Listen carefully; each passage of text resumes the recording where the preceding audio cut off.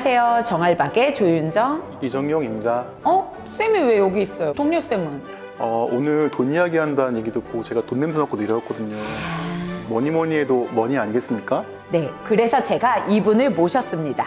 서울시 돈의 흐름을 보여주마 쇼미더머니 신가희 박사님을 소개합니다. 와! 안녕하세요. 서울연구원의 도시경영연구실의 신가희 박사입니다.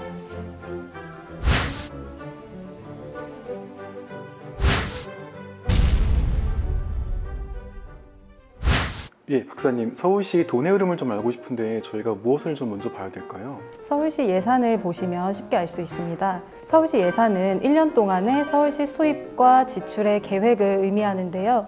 즉 서울시가 1년 동안 어디에 얼마를 지출하는지, 또 여기에 소요되는 비용은 어떻게 조달하는 것인지를 예산을 통해서 쉽게 알 수 있죠. 이번엔 제가 두 분한테 질문을 드려볼 텐데요. 혹시 올해 서울시 예산이 얼마 정도 되는지 알고 계신가요? 서울시 정도면 한 20조?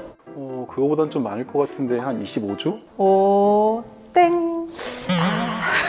서울시 올해 예산은 44조 2천억 원입니다.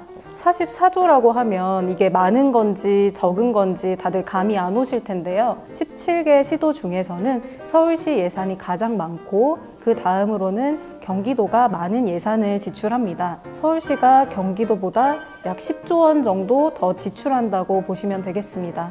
서울시가 그렇게 많은 예산을 지출하고 있는지는 몰랐는데요. 그 많은 돈은 주로 어디에 쓰이나요? 서울시에서는 매년 5,000개 가까운 세부 사업들이 수행되고 있는데요. 이 중에서도 코로나19로 어려워진 서울 시민의 일상이 회복될 수 있도록 지원하는 사업들, 서민들이 집값 걱정 없이 살 수 있도록 주거 안정을 돕고 사회 안전망을 강화하는 사업들, 마지막으로 자율주행차나 드론 택시 같이 미래형 스마트 교통체계를 만들어서 서울시 경제성장을 도모하는 데 중점적으로 투자할 계획이라고 하네요. 박사님 이야기 들어보니까 사회복지 예산 규모가 좀 큰 것 같아요. 전체 예산에서 차지하는 비중이 어느 정도 될까요?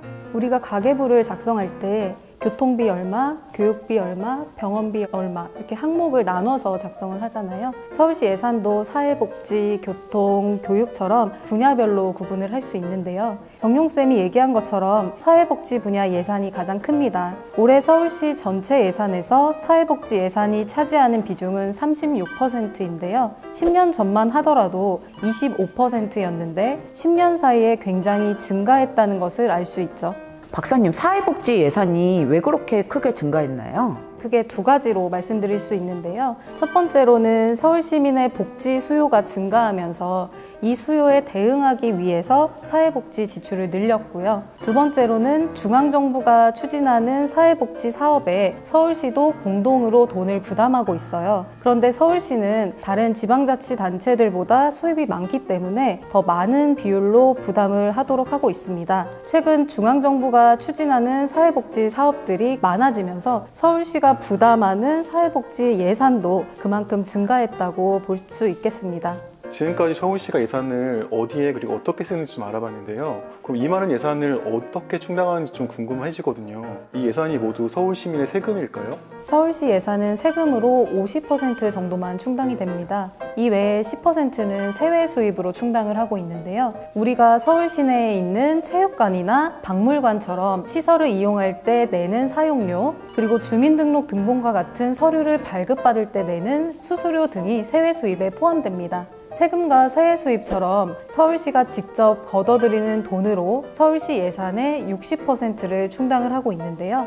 나머지 20%는 중앙정부로부터 받는 돈으로 충당을 합니다. 그런데 중앙정부에서 받는 돈은 용도가 정해져 있는 국고보조금이 많아서 서울시가 쓸 수 있는 예산은 제한적이라고 할 수 있습니다.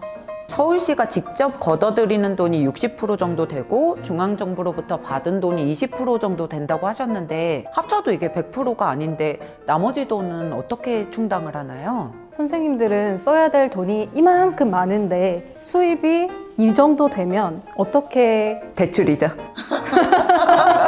서울시도 자체적으로 걷어들이는 수입이랑 중앙정부로부터 받는 돈으로 지출을 충당할 수 없을 때 빚을 집니다. 그런데 서울시는 지방채라는 채권을 발행해서 그 채권을 민간에서 구입하는 방식을 활용해서 빚을 지는데요. 지금은 대출받기도 하늘의 별 따기라고 그러던데 우리가 여러 군데에서 대출을 받으면 무엇보다 이자 비용도 많이 나가잖아요. 지방자치단체도 지방채를 많이 발행하면 채무가 쌓일 위험이 있고 또 많은 이자 비용이 발생한다는 문제가 있습니다. 예, 맞아요. 저도 가장으로 살다 보니까 대출이 점점 늘고 있거든요. 서울시 전체 채무 규모가 좀 궁금합니다. 어느 정도일까요? 작년 9월 기준으로 서울시 채무는 약 19조 원입니다. 서울 시민이 1,000만 명이라고 했을 때 시민 한 명당 190만 원의 빚을 지고 있다고 생각하면 굉장히 큰 금액이죠. 말씀드린 19조 원 안에는 서울시의 채무도 있지만 서울시가 투자 출연한 기관의 채무도 같이 포함이 됩니다.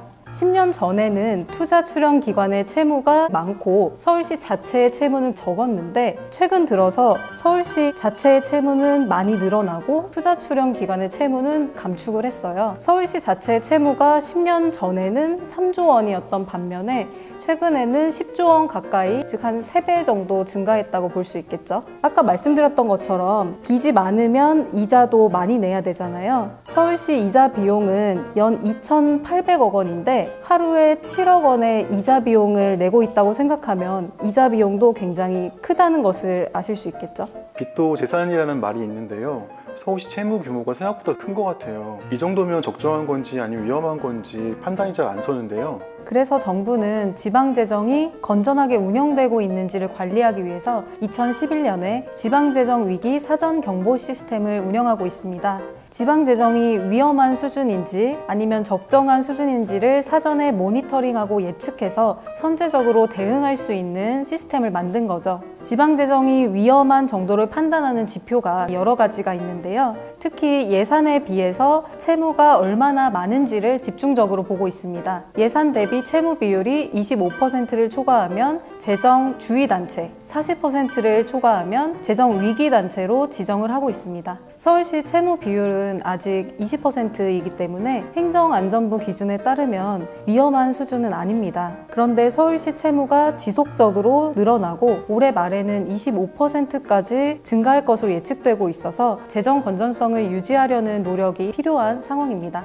그럼 지방정부에 빚이 계속 쌓이게 되면 어떻게 되는 건가요? 해외 도시들 중에서는 빚이 쌓여서 파산에까지 이른 도시들이 있는데요. 대표적으로 미국의 뉴욕시와 일본의 유바리시가 있습니다. 1970년대 뉴욕시 같은 경우에는 걷어들이는 수입보다 지출을 더 많이 해서 재정 위기를 맞게 되었는데요. 그 당시에 뉴욕시는 2만 명에 가까운 공무원들을 해고하려고 했고 여기에 반발해서 경찰관이나 소방관처럼 필수 인력이신 분들이 파업을 하면서 도시가 큰 혼란에 빠진 적이 있습니다. 유바리시 같은 경우에는 관광산업에 막대한 투자를 하면서 채무가 크게 증가를 했는데요. 결국 2006년에는 재정 파탄에까지 이르게 됐습니다. 유바리시가 재정 파탄을 선언하면서 여러 군데에 있는 학교들이 통합이 되기도 했고 또 시립병원이 민영화되면서 주민들이 공공서비스를 받기가 어려워졌습니다. 물론 우리나라의 지방자치단체들은 파산제도가 없고요. 아직 서울시 채무 비율은 위험한 수준이 아니기 때문에 해외 사례를 직접적으로 비교하기는 어렵습니다. 다만 지방자치단체가 재정 위기로 이어지지 않도록 지속적으로 관리하기 위한 노력을 기울일 필요가 있다고 하겠습니다.